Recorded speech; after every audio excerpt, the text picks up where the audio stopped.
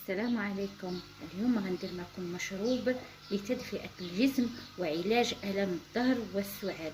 ابقوا معي حتى الأخير لتكتشفوا المكونات والطريقة. أقول لمن يزور القناة لأول مرة أتمنى أن تشتركوا وتفعلوا الجرس لكي يصلكم كل جديد، وأن تضعوا لايك للفيديو لكي يصل لأكبر عدد من الناس، لأن فعلا هذه الوصفة رائعة جدا من المجربات عندنا في الأسرة، وأنا جربتها شخصيا على نفسي وأحببت أن أشاركها مع الناس في هذه الفترة بالتحديد. واتركوا تعليق إن شاء الله إن جربتموها، وإن شاء الله ستفيدكم كثيرا بإذن الله. حاولت أن أتحدث اللغة العربية الفصحى كي يصل هذا الفيديو للجميع ويستفيدوا إن شاء الله. وحاولت أن أكتب بعض نقولوا الأعشاب التي تختلف اسمها عندنا في المغرب على بعض الدول العربية. سأبدأ بأول شيء وهو الورد البلدي، على ما أعتقد هذا الاسم في جميع الدول العربية. هذا هو شكله، وسأعطيكم المقادير بالضبط لكي لا يكون لا يسوء استعمالها وطريقة الاستعمال، والناس الذين لا يفضلوا أن يستعملوا هذه الوصفة لكي لا تكون عندهم أضرار جانبية إن شاء الله. عندنا الخدنجال، احنا عندنا في المغرب يسمى الخدنجال، هذا هو شكله، وفي بعض الدول يسمى الخولنجان، هذا هو الاسم اللي لقيت له، وهذا هو الشكل تاعو. باش هذا المشروب يشربه الرجال والنساء. انا اضعت ماء مغلي، وعندي هنا القرنفل يسمى بالمسمار في بعض الدول العربية، هذا هو الشكل تاعو. عندي هنا القرفة تسمى بالدرسين، نقول القرفة.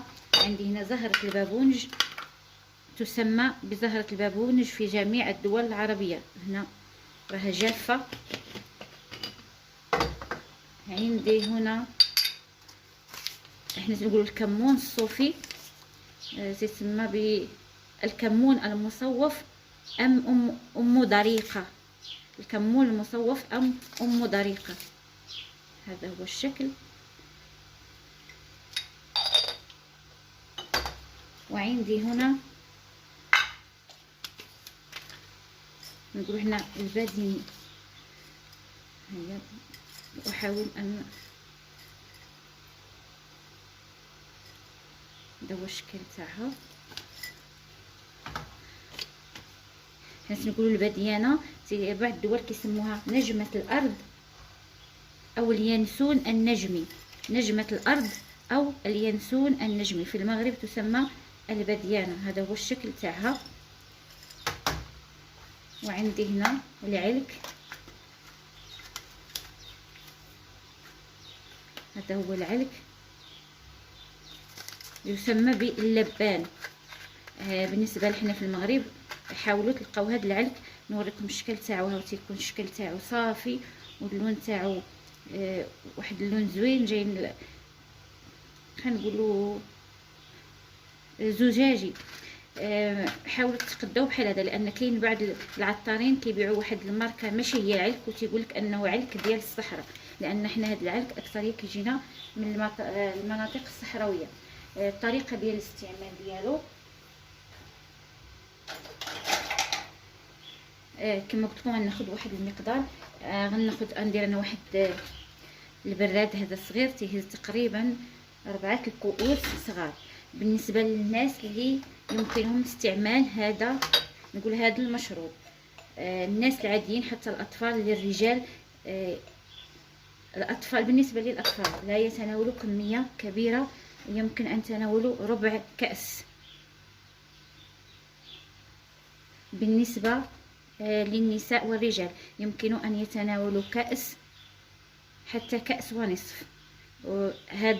نقول هذا المشروب في الجو البارد لأنه يدفئ الجسم بطريقة رائعة، ستشعرون أن جسمكم ساخن جدا ويزيل آلام الظهر، السعال. إن شاء الله سترون الفرق إن شاء الله في الصباح التالي. هنا غندير واحد العوية تاع الخدنجان. بالنسبة للكمية أركز لا تكون كمية كبيرة. هنا واحد الوردة، عندي هنا الورد مجفف، واحد كمية هنا من القرفة. سأكمل بعدما أحضر الشاي.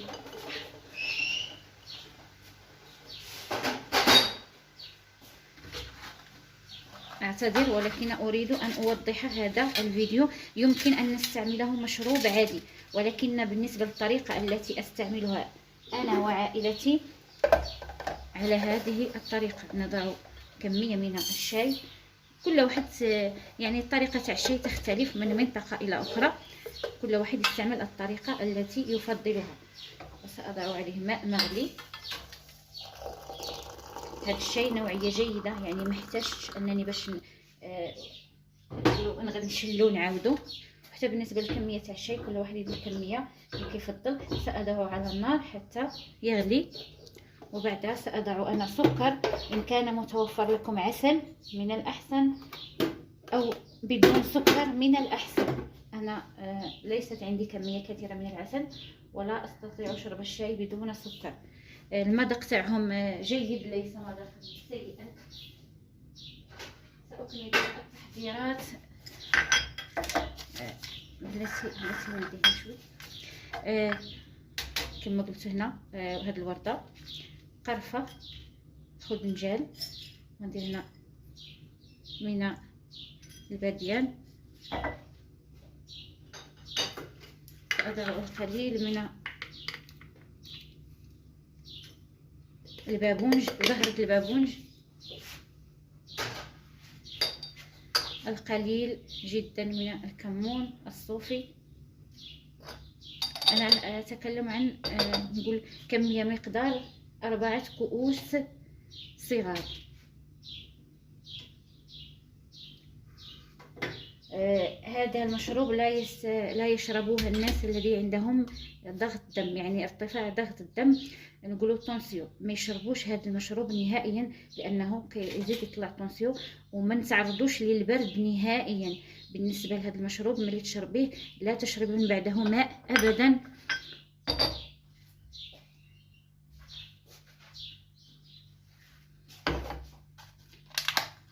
اضع كميه من العلك، كمية جيدة من العلك.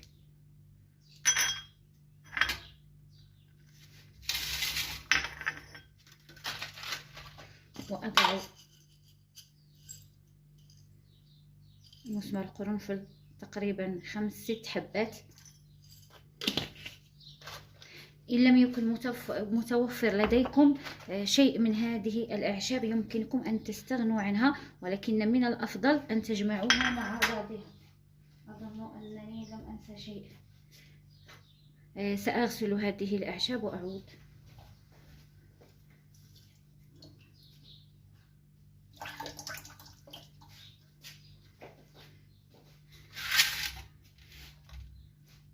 غسلتها شوية ديال الماء. العلك كما قلت لكم كمية جيدة، لأنه العلك ليست لديه أضرار.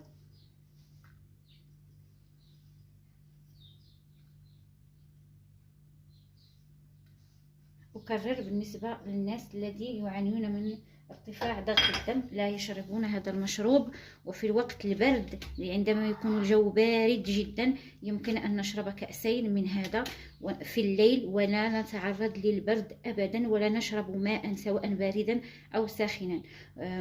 من بعد إن شاء الله يعني قبل النوم ومن بعد تدفي، تغطي الجسم تاعك مزيان. غتحسوا بواحد الحراره في الجسم، حراره يعني ماشي ارتفاع الحراره. غتحسوا الجسم تاعكم انه ساخن جدا وتشعرون بالدفء. لا تحاولوا ازاله الغطاء، خصوصا ان كان فيكم سعال او تعانون من الم البرد في الصدر او الم البرد في الظهر. ان شاء الله ستجدون نتيجه رائعه ان شاء الله، لان هذه الوصفة كما أقول من المجربات عند الأسرة، وجربتها على نفسي. خصوصا في هذه الفترة كنت أعاني من نقول جفاف في الحلق، و سعال نقول سعال، بحال نقولوا حنا الكحه ناشفه.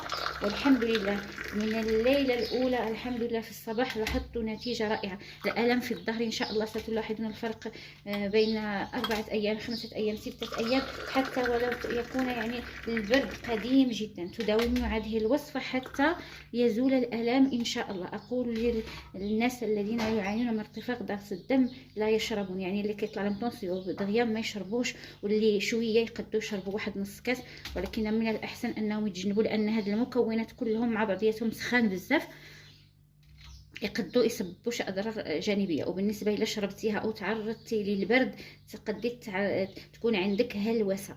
كنتمنى هاد النصائح نكون فدتكم بها، وفعلا هاد المشروب كنتمنى انكم تنشروه لان محتاجين له في هاد الوقت. غادي نخليها لمده 10 دقائق ومن بعد ان شاء الله يمكن لكم تشربوه. السلام عليكم ورحمه الله.